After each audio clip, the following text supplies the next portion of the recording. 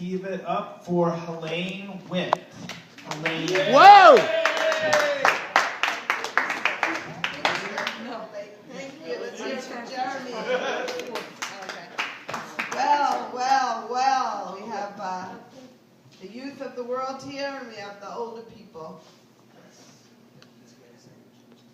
Oh, what? I'm in the wrong place? No, you're fine. We're just saying we're together. Oh, see, okay. So, for those of you who don't know me, you might be wondering, is that the love child of Barbara Streisand and Barry Manilow?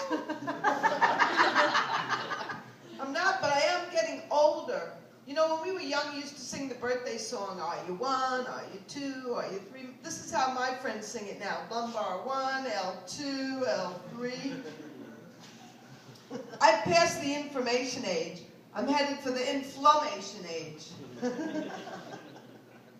I used to be a school teacher in New York. Any school teachers here?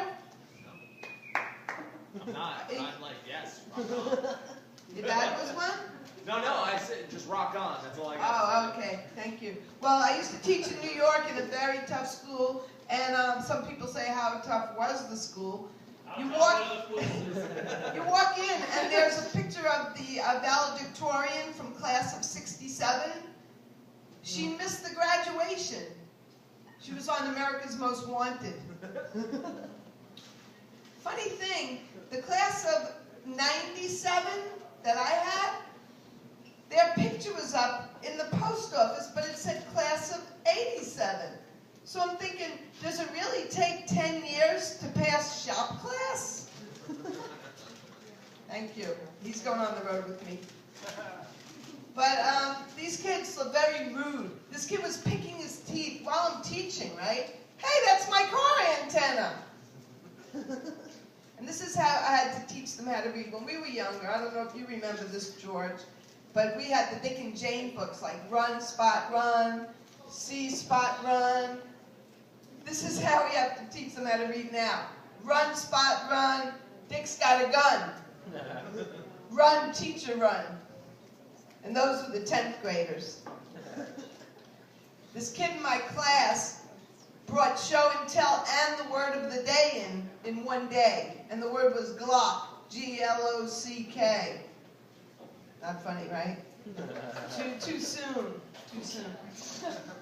But I'm getting older, like I said. Girls, you do the Brazilian and all that, right? You do the Brazilian?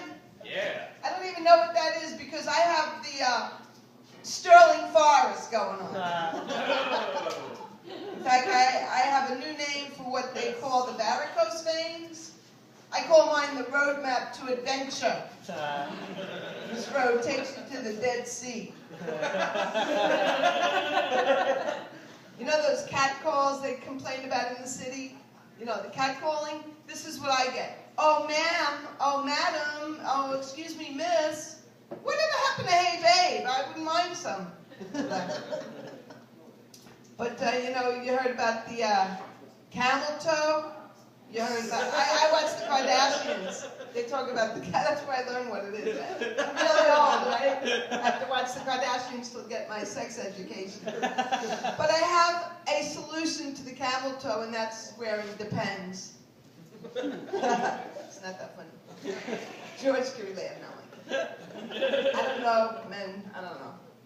So I was married a few times. I was married to a Chinese guy, and I was married to a Jewish guy. And people say, what's the difference between being married to a Chinese guy and a Jewish guy?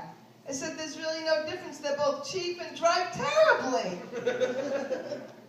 But we had 3 New Years. 3 New Years.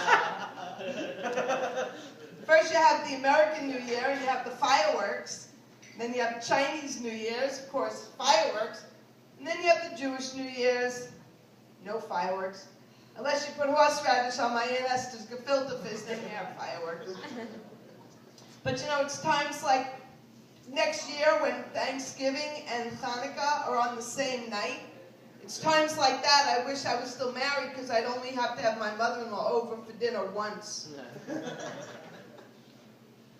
So now I'm single and I met this guy from Brooklyn. Anybody born in Brooklyn? I mean, it's so far away from here, right? I was born in Brooklyn, but this guy lived in Brooklyn, and he lived on Bragg Street. And ladies and gentlemen, let me tell you, he didn't have much to brag about at all. So we're waiting for the elevator in his apartment building, and we go up, and he lives on the first floor. Stay with me on this. He shows me his singles ads on the computer in his apartment, and it says, "Love to take long hikes." I said, "You just waited 5 minutes for an elevator to go up one flight. Are you kidding me?" You know how the men exaggerate on the singles ads, ladies? Well, women do it too. Everybody exaggerates on the singles ads. So then he shows me more. I mean, it got worse and worse. And it says, "Loves romantic horse and buggy rides." I said, "Excuse me, you live in Sheepshead Bay, Brooklyn. You're not an Amish person in the Pennsylvania Dutch." Horse and buggy. But I met him on a blind date, so I don't know why he was showing me his singles ads. But I go to Manhattan a lot, and there's this guy, I call him Bob. He lives on the ground. Well, he's homeless, and he lives on the ground. But don't feel sorry for him, because this guy's got it made. He was laying there in the sun while everyone's stressed out, going on their 15-minute lunch break, having therapy and doing yoga, trying to get their life in that little 15-minute break that you get. And this guy, Bob's got it made. I take 14 medicines. He can eat whatever he wants out of the garbage can at Penn Station. And I took public speaking to be a comedian, right? We spent hundreds of dollars on this crap. Bob could just go in the subway and say, "If you have a nickel, a dime, and a quarter." He has no trouble doing open mics in every subway car in the city. Well, thank you very much.